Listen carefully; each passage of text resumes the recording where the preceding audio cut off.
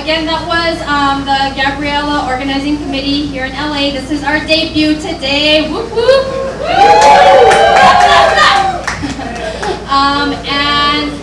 Our name that we recently chose is Sigao.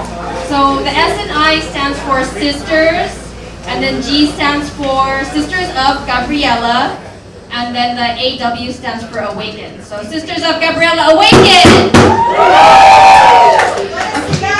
And Sigao in Tagalog means like to shout out, to call out. So we as Sisters of Gabriela, we don't keep silent about our oppression. We stand firm and we expose what's going on and we continuously call out. Okay, so next on the agenda is... How's everyone doing? My name is Mike, I'm with HABI Arts, and I'd like to share some thoughts that I have on Filipino culture and art. So if I may, culture is a product of people's history, and the history of Filipino people in a global diaspora is a narrative of repression and resistance. The economic exploitation and political domination of a Filipino colony was officially set in motion with the Philippine-American War of 1898. The political and economic conquest of the Philippines was accompanied by an imposition of an imperialist cultural tradition. The domination of the Filipino people and their land could not be sustained without cultural subjugation tradition. Under U.S. rule, the Filipino language, and under colonialism, this was a culture of dances, of song, poetry, literature, that was both individual and collective in nature, that honored struggle and the possibility of realizing human need. During the colonial period, the producers of such culture were often jailed or killed. Such brutality continued long after the Philippines received its so-called independence in 1946.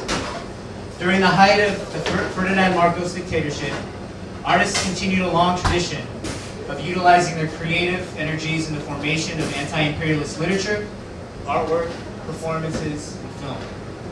Their cultural production was important educational devices for social critique. Through collective activities, they created artifacts for the Filipino people to recognize. That the present social order of the art believes that the development of a progressive cultural imagination is crucial in the project of liberating Filipinos all over the world from the chains of injustice and the chains of capital. Through cultural workshops, community murals, and educational discussions, HABI Arts creates a war where people can draw important links between war, repression, forced migration, and the inherent connection such phenomenon have with the United States imperialism. The struggle for culture is not something extra. It's not a footnote in the social movement for lasting peace and genuine democracy in the Philippine diaspora. Culture free from all structures of subjugation, national and international, is necessary requirement for Filipinos and all peoples of this earth to realize their full humanity. According to an African proverb, culture is said to be a society what a flower is to a plant. What is important about a flower is not just its beauty. A flower is the carrier of the seeds for new plants, the bearer of the future of that species. If economic and political liberation are essential for the emancipation of the Philippines, and for Filipinos here in the United States, equally important is the liberation of our culture, our memory, and our values as measures of the true extent of our freedom. One of the founders of HABI Arts, Papo, said it best, and I'd like to conclude with his words. For me, to express is to be free. For freedom is a fundamental element of life. Art, an expression, a tool to realize freedom. Thanks.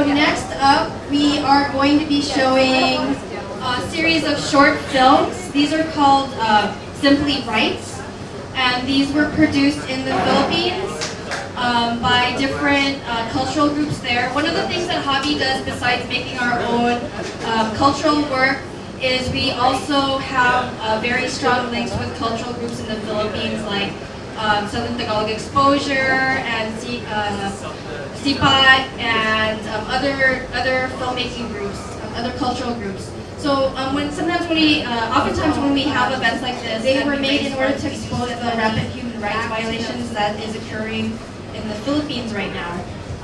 The current president, Gloria Macapagal Arroyo, has one of the worst human rights one of the worst human rights records in the Philippines, and they're comparing her to the former dictator Ferdinand Marcos. They actually even say that although she hasn't been in power as long as him, the rate at which people are being killed off and being disappeared and tortured is actually comparable to Marcos, if not even worse. Even though the country, even though she hasn't declared martial law, we see what is occurring in the Philippines right now is de facto martial law. Okay, so we'll just go ahead and play.